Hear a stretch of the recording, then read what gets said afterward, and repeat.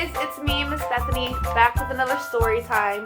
Today is Friday, it is Arbor Day, and that's the day for the trees. So there's many different trees. There's birch trees, magnolia trees, evergreen trees, there's cherry trees, oak trees, there's many different trees. So I have two stories today. I have Curious George plants a seed, and I have one of my favorites, our tree named Steve. So let's start off with this one. This is our tree named Steve. Dear kids, a long time ago, when you were little, Mom and I took you to where we wanted to build a house for us to live in. But in order to build there, men had to come and clear the land.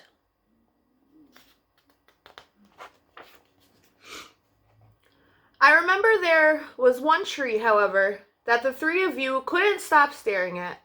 Adam thought it was crying. Lindsay said it looked nervous, and Sari, who was only 2 years old, couldn't pronounce the word tree and called it Steve. I love you, Steve, she kept saying. And then Adam and Lindsay started saying it. And before too long, Mom and I got the hint and asked the builder to please save Steve. The day we moved in, Steve was there to greet us. He quickly worked his way into your lives as a swing holder, target, third base, hiding place, jump rope turner, and whenever our dryer broke down, he held our underwear with pride.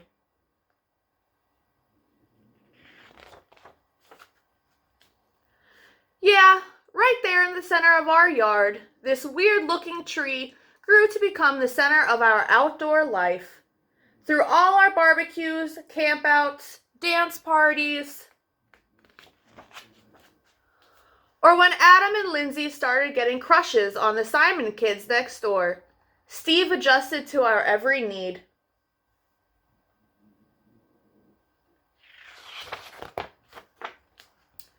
And it wasn't always easy, standing tall through snowstorms in the winter, or when Uncle Chester napped in the hammock couldn't possibly have been fun. Not to mention the time that the sewer overflowed and Steve sucked up all the smelly water before it drowned Kirby.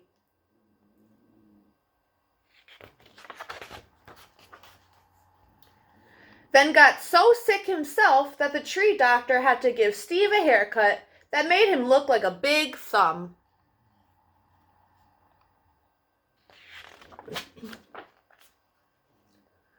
Through the years, Mom and I tried to show you, in a world filled with strangers, the peace that comes with having things you can count on, and a safe place to return to after a hard or a long trip. Which brings me to the point of this letter. Last week, a storm hit our area. And though we spared Steve's life a long time ago, this time we couldn't save him.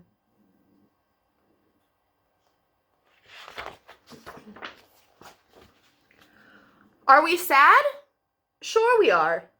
But even in his final moments, when he could have fallen on our house, Sari's swings, Kirby's house, or Mom's garden, Steve performed his last trick and protected all of us to the very end. And friends like this are hard to find.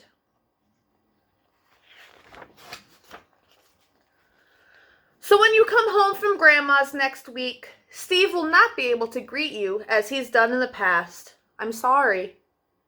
But please know that Steve will always be with us, in our hearts, in our thoughts.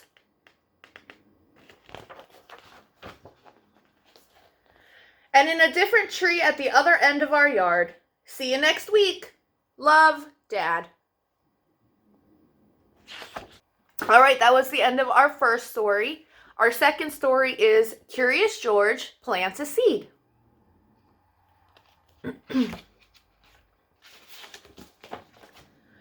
Jumpy Squirrel was very busy. George was curious. What was Jumpy doing? Bill, the boy next door, told George, Jumpy buries acorns and nuts. He stores them in the ground. He can dig them up later when he is hungry.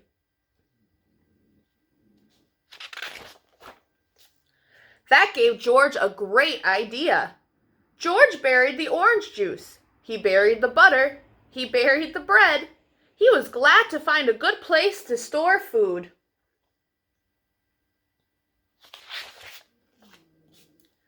When the man with the yellow hat came home, the kitchen was empty. Where was all of their food? George proudly showed his friend.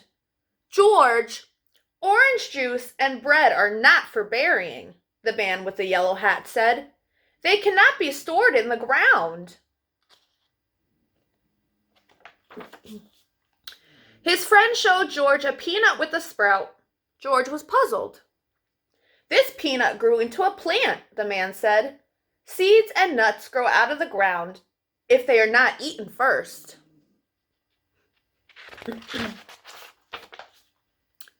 George thought he understood. If a little peanut could become a big plant, what would a rubber band become? What would a feather become? George dug lots of holes. He buried lots of things. Soon the house was empty. The man with the yellow hat was surprised.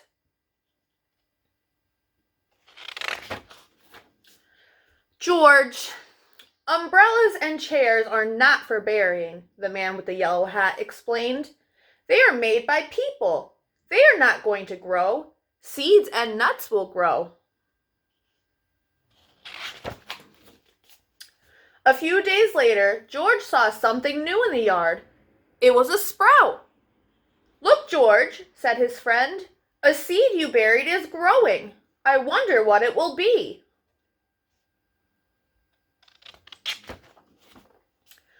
Soon there was a beautiful sunflower in the yard. George had a green thumb after all. The end. So those were our 2 stories today.